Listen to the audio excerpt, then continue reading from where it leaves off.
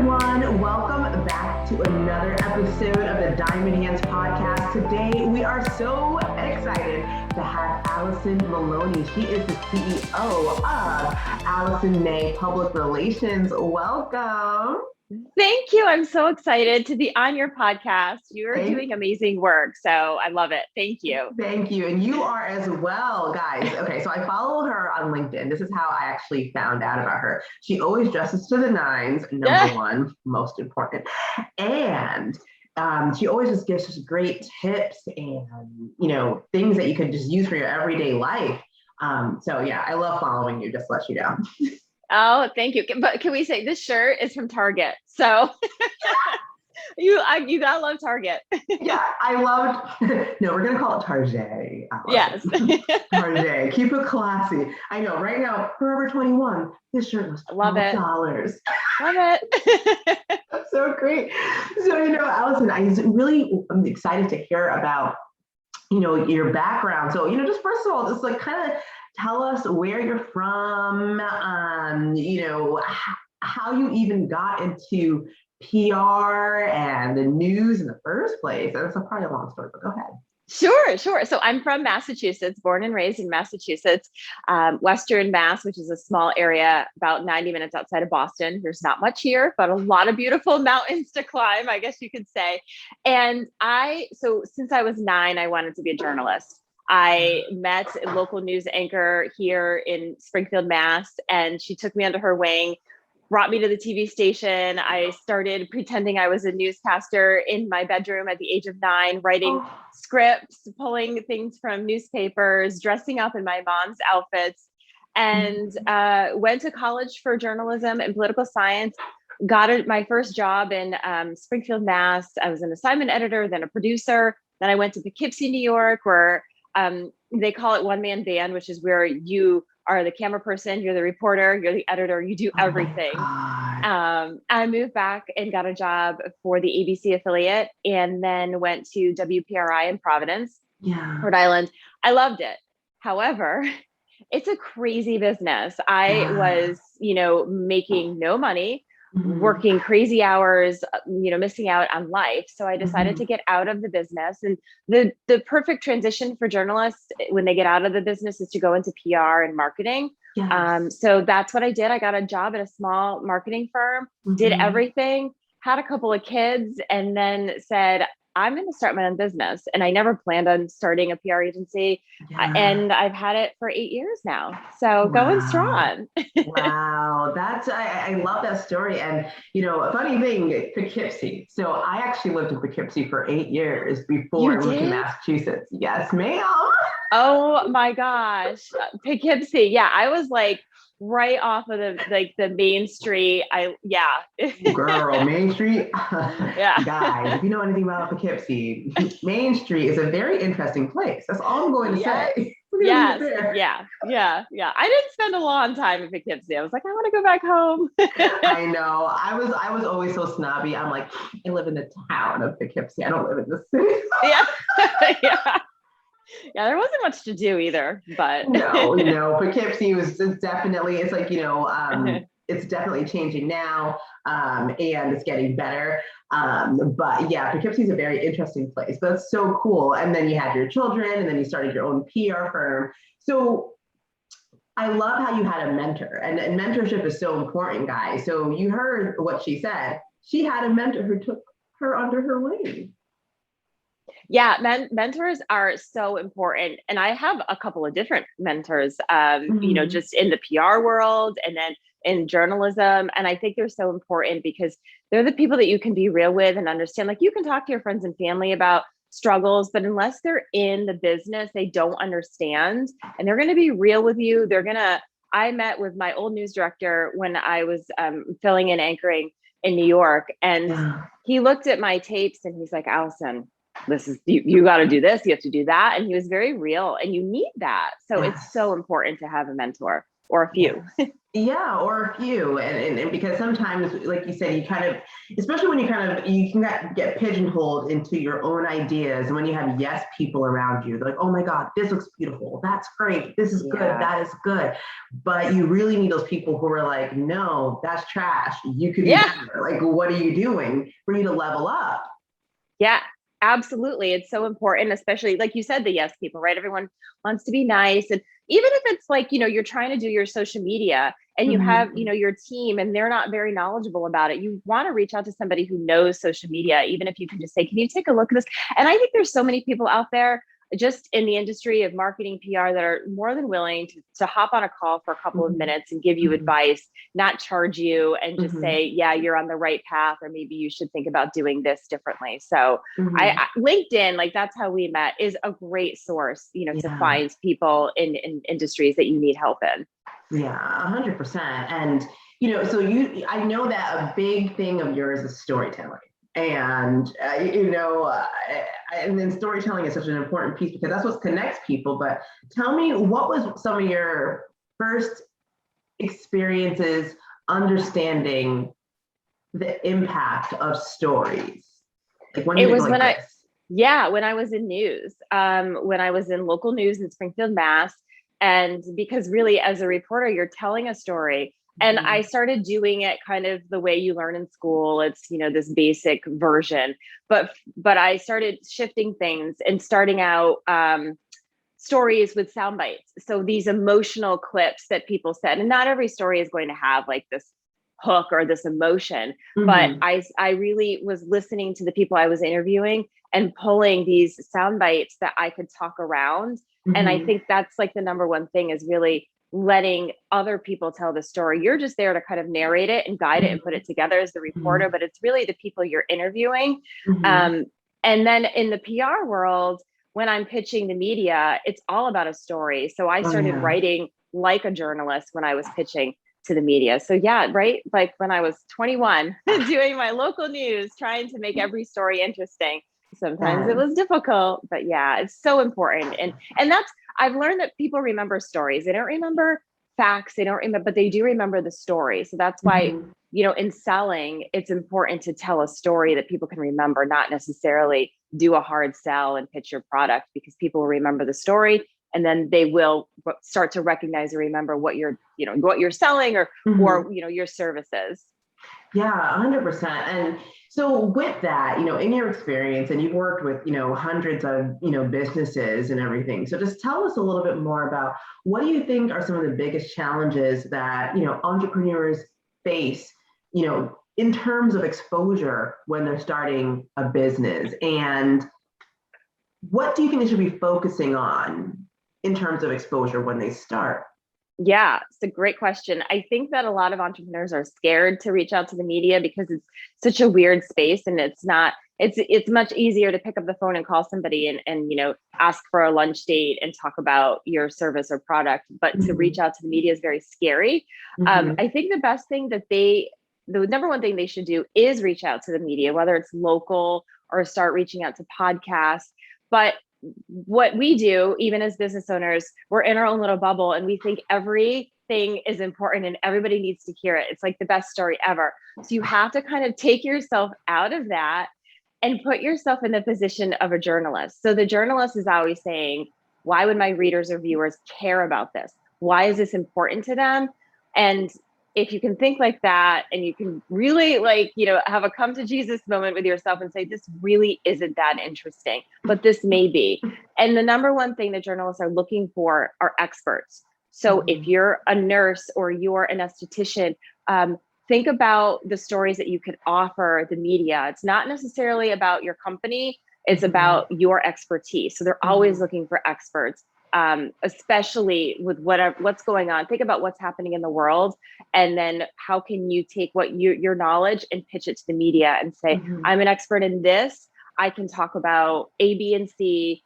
The other thing too is if there's some sort of news story or study or poll that you see that you can then take to the media and say, hey, look, I just saw this study that more business owners are working from home than ever, even with COVID passing us.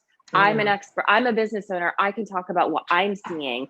So those Mhm. types of things, they are looking for experts. It's not necessarily about your company. It's Mhm. really about you as the expert. And then obviously your company will get the recognition of the media, but it's more Mhm. about what can you offer them.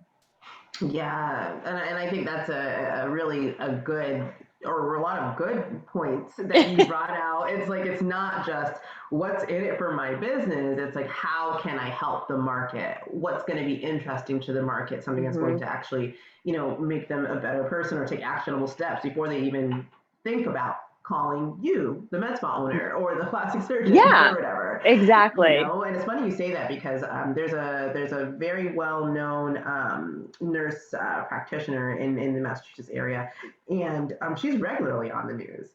And she talked about Zoom fatigue at one point in time and how, procedures are up because people are looking at themselves so Yeah. often on Zoom, and she has really coined herself as an expert. And another one of my friends, she was just on the doctors recently, Oh, nationally. And it's just like, now she has a waiting list of like a year yeah. plus. That's awesome. It's But it like, does, it works. It really it does. does. It does. It's amazing. And so with that, when people hear PR, they probably think that it's the same as marketing. So Hmm. could you really explain the difference between PR and marketing, what role each plays, and why differentiating them is so important for a business owner? Sure. Yeah, you're right. A lot, it does get lumped in as Mm-hmm. marketing and advertising. So it's a piece of the puzzle, I always say. So you've got Mm-hmm. marketing, advertising, sales, and the PR side. So PR is really about free media. So it's getting your message out to the media. Marketing, for example, is, you're putting posts out on social media, you're doing e-blasts, you're offering specials, those types of things. A lot of Mm-hmm. times you're paying for those spots on, Google or on Facebook or Instagram. Mm-hmm. The PR side is getting the media to talk about you Mm-hmm. or being quoted as an expert in a media article. So it's Mm-hmm. almost like a third party endorsement because Yeah. they're writing an article and saying, we just did a roundup and we have 10 nurses and this nurse is in it, right? And so then that nurse can take that article and then share it on all their social media platforms. They can give it to their marketing team and say, here's like an amazing piece of content. Let's do an e-blast. Let's boost this post. Let's put Mm-hmm. it everywhere we can on Mm-hmm. LinkedIn. And so it's a great tool for you to actually use for marketing. But the PR side is really, we always say it's free media because you're not paying for it. If you're doing it yourself, you're not paying an agency, you're Yeah. not paying the media for it. There are some media spots that you would pay for. Sometimes, Yeah. like the local news will have those morning shows or afternoon shows that you can be on every week, but you do have to pay for that. Mm-hmm. Um, it makes sense for some people, and other times I say don't do it. But Yeah. it's great because it's free, and you have somebody else talking about you instead of Mm-hmm. you talking about you or your company. And people Yes. tend to like that more. It's almost like a testimonial because you're not saying, "Look at how great we are. Look at how smart I am." Somebody else is saying it. Exactly. It kind of, just adds a little bit of credence to what you're doing and Yeah. everything. And so I know P.T. Barnum, his famous platitude. It's so annoying. It says there's no such thing as bad publicity. So would you agree with that, or Oh, what's so your take? um, I think there is bad publicity. I mean, if you look at some people in the news that are in trouble for certain things, um, like, well, I mean, perhaps a governor of New York who is in Perhaps. a little bit of trouble, that's not good press. And also, it comes on how you handle it. Will he Mhm. survive? I'm sure the news cycle is so busy and fast that people tend to forget. Mhm. Um, and so you'll see even like celebrities, you can tell if they have a book coming out or something, and like Mhm. it's quiet, right? You don't hear from them. And then they do something like kind of outrageous on social media. They want to get people talking. But I do Mhm. think that there is bad press and you want to avoid it at all costs Mhm. because Mhm. people will talk, but do you want them talking about that particular thing? So Mm. yeah, I used Yeah. to think, well, everyone's, and like, it's funny because I do this branding segment and I said, well, everyone's talking about it. That's what maybe they wanted. We're talking about it, but it's all about your reputation, especially as a business owner. You want to make sure that you have a stellar reputation and you don't have anything negative out there. Yeah, definitely. I mean, reputation management and that, comes down to even some of the things I see you doing. It comes down, to the way you dress, the way you show up, even how you write your emails or your staff writes their email. All these things are reputation management. And I think some people, they take some things for granted. And it does, even what you post on social media, because I believe that more people go to company or personal brands social media before they even go to their website. yeah. So it's really important that your social media reflects who you want, the public to see you as, and be careful of what you're posting, because people do look at that and they do make decisions based on that. Yeah, 100%.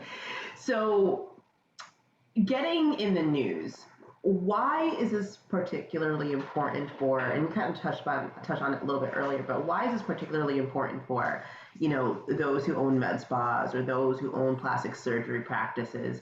Why is that important, and how can they go about doing it?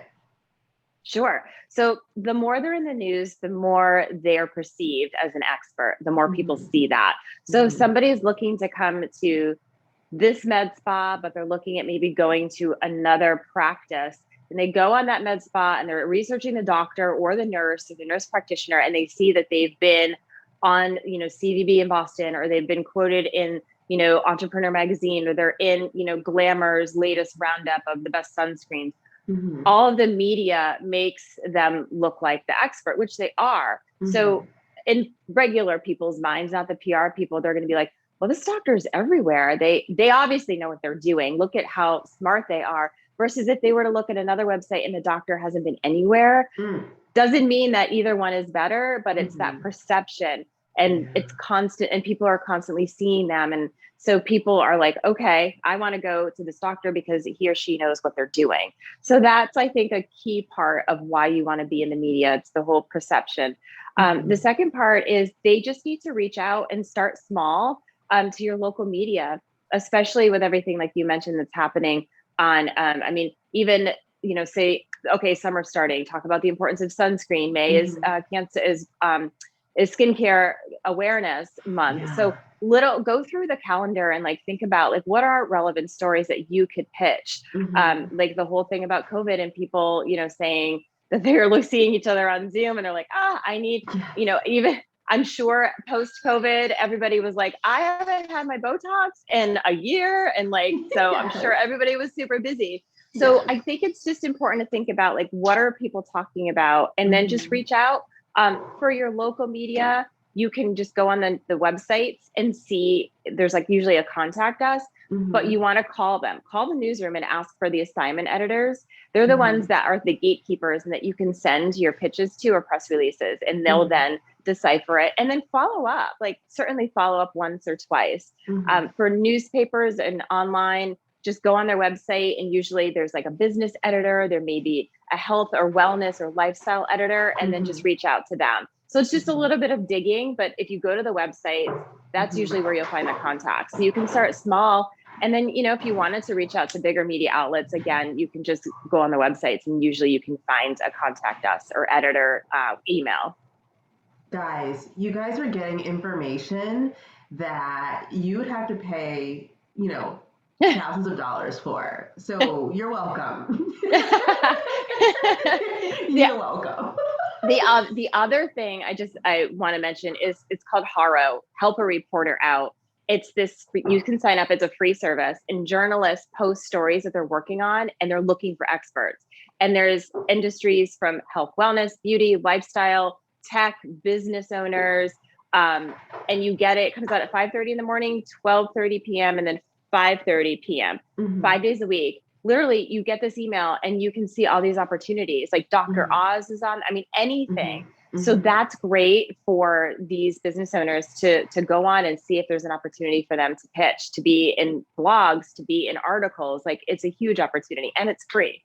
Wow. Wow. Yeah, guys, I'm definitely going to link that in the show notes so you have that. And kind of Yes. speaking to, the power of what you do, Allison, you know, so a friend of mine, her name is Alex, and she's a celebrity makeup artist, and she hired a PR firm in New York, and from that she was in Forbes, she was in Entrepreneur magazine, she's on these, and then she was like, so just that investment that she did that one time with that PR company catapulted her business into even bigger hands. She has huge clients already, but then she also has a brick and mortar business, and that also got a Yeah. lot of traction.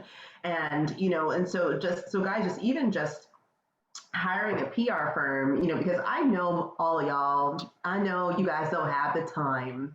So don't even pretend that you're going to sit there and go on Harrow and you're going to follow all these beautiful things that she told you to do because you don't even have time to do your social media. And I know because I've talked to over 100 of you one-on-one and y'all don't have I know. time. I'm in the same boat. Same boat. I hear you. It's. It's like just hiring an expert. So, when you work with your clients and put together a PR plan for them, what do you think is most important in the process? And, if you were talking to a med spa owner, a plastic surgery office, how would you engage them? What kind of is your process, a loose level? Sure. So our strategy, we really just do an audit of what have they done, anything PR related, what does their social media look like? Because we do want to know what their marketing looks like. So if they're not doing, like I said, it's a piece of the puzzle. So you have to do marketing and advertising, and PR. It really all works together. So Mm-hmm. that's important. We also do like a competitive audit, like who are your competitors? What are they doing? Where have they Mm-hmm. been?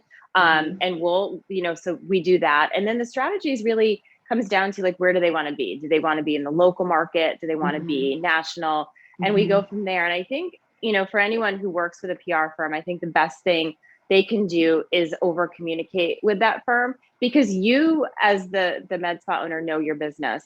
Your publicist knows the industry, but they don't know the ins and outs. So it's really Mm-hmm. important for you to communicate with them and say, hey, I saw this come to, on my news feed. Mm-hmm. This is the latest service we're going to offer, and here's Mm-hmm. why it's beneficial. Even if it's like we see this is like really hot, right? Like the charcoal masks. Now, it Mm-hmm. doesn't mean that you necessarily do them, but if you can speak about it, there's always ways to pitch yourself as an expert. So to over communicate and to give your PR team as much information as possible.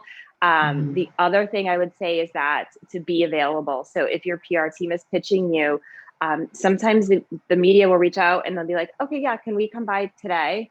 And they're like, wait, what? So it's important to be ready and know Mm-hmm. that they may want to come by in 2 hours if it's TV. Mm-hmm. If it's a print or digital media, and they may have the deadline be tomorrow, but it's Mm-hmm. usually day of. So we always tell our clients, look, if it's casual Friday in your office, keep a hair dryer or go get a blowout, and do what you need. Keep an extra outfit with you just in Yeah. case, because everyone's like, wait, I'm not ready, or I'm having a bad hair day, or keep a blow Mm-hmm. dryer, keep a straightener, like keep a Keep a whole wig. separate, yeah, whatever you need, right? Keep whatever it is. Just keep it in your office in case, especially if your team is pitching you a lot for local media. So it's Wow. always timely responses are huge, and communication, and that allows your PR team to have so much knowledge, and Mm-hmm. to be able to reach out to you and say, hey, can we pitch you on this? And Mm-hmm. don't be afraid to talk about a topic that you're maybe enough about that you can talk about. I Mm-hmm. think a lot of people get scared because they're like, well, I'm not really sure about that. So Mm-hmm. don't be afraid to talk about, as long as you know a little bit about what you're talking about, you're good. Exactly, because you're gonna know a lot more than the general public for sure. Exactly. Yes. That is great. And and another reason I was attracted to you, Allison, and for those of you like me who are bookies and love to read and things like that, you are a woman of words. And I know it's very exciting. I saw that you just unveiled the cover. You are releasing your book in October. Tell us the name of that book. Yeah. Tell us what it's about, and tell us who it's going to help. Yeah, so it's called Breaking in the News: How to Build Buzz for Your Brand. And it's basically a roadmap for how to do PR yourself. So I've taken everything I've learned in local newsrooms, national newsrooms, being a publicist, being a business owner, being a mom, a working woman, and put it all in this book. And it's a guide for how to reach out to the media, how to write a pitch. We give you examples on that, how to prepare for your media interview, how to build relationships with journalists, how to maximize your media. And I have experts. So it's not just me who's giving tips, it's other publicists, it's journalists from like a local level to national level. Those are the ones that are getting the pitches. So they're telling you what to do, what not to do. It's business owners who have used PR. So I'm so excited. Ooh, It's been a long process, and it's short. It's not going to be long. It's going to be easy to read, and hopefully people will take away, a lot of information that they can do on their own, because, sometimes people just, don't have the money and they can't afford a firm. Or if you're a startup and you're an entrepreneur, or even if you want to, even if you're working on like a side gig, right? You may work for a company 9 to 5, but maybe you want to be a personal trainer. Like this book's for you because it tells you how to build your personal brand. So yay! Wow, that's excellent. I'm so excited for that. So do you, are you doing pre-sales right now? We are. We're not yet. I wish there was. So they're working on it. They're just formatting the book. So probably in the next few weeks, I'll be able to start pre-sales, and then it will be available October 12th. For release on Amazon. Awesome. Well, the good thing is that you guys, this episode was recorded August 20th, and season 2 is not being released until September 2nd or September 3rd. Oh, so perfect. Time, that link is going to be in the show notes, guys. So Yay! You're going to have to go ahead and pick up that book, and and support this wonderful woman business owner. Because ladies, we're women. We're all business owners. It's rough out here. If you can get some help getting good public exposure, she's an expert. Oh, thank you. And so, my last question for you, Alison, is, what is your biggest word of advice for those coming into the aesthetics industry who want to own a Medspa business in regards to getting their name and brand, their special sauce out to the world? Start putting it out there. Just don't be afraid. Just get your message and your story out there. Like I said, even if you have to start with your local business media outlet to talk about how you're opening a med spa, talk about your story, your journey. I think that's the most important. Like, why are you doing this? What's your goal? What brought you to this? And just that initial announcement that you're opening a med spa in this market, in this area, and really try and focus on social media. I know that's not necessarily PR, but your social media is really, really important. And then get as many news hits as you can. So you start with maybe your local business, and then you move forward to your local TV and say, hey, listen, fall's coming up. We can talk about the importance of sunscreen, even though the winter's coming, or, the holidays are coming up. Here's what a lot of people are doing to get ready for the holidays. We're past COVID. Or even if it's like something kind of funny, like, if you found, say, a study of more men are taking care of their bodies and their face than ever, right? That's an interesting little tidbit that you can reach out. A lot of the local TV stations have a morning show or like a mid-morning show, and that's more of a lifestyle. So find out who the producers are on that show and reach out to them, and then come up with different ideas that you can go on the show and talk about. That's excellent advice. Thank you. And everyone wants to know, Alison, how can we find you on social media? How can we find you on the web? And I'm going to link all this in the show notes, but do tell us. Sure. So LinkedIn, you can find it's Alison Maloni. And then Instagram, I have a business account, which is Alison May PR. And then I have a personal account, which is Alison Maloni. Twitter, Alison Maloni. Facebook, Alison May PR. So pretty easy there. So yeah, it's Alison with 1 L. Everybody does 2, but it's 1. Awesome. And then my website's Alison May PR. So it's all the same. Awesome. Oh my God. Alison, it's been so great, gleaning some of your knowledge today and, you speaking to our audience. Thank you so much for your time. And I really hope that you and I can connect in other ways in the future. Yes. Thank you so much. It was such an honor, to be honest. I'm so appreciative. Thank you. You're welcome. Thank you. All right. Take care. Thank you. You too.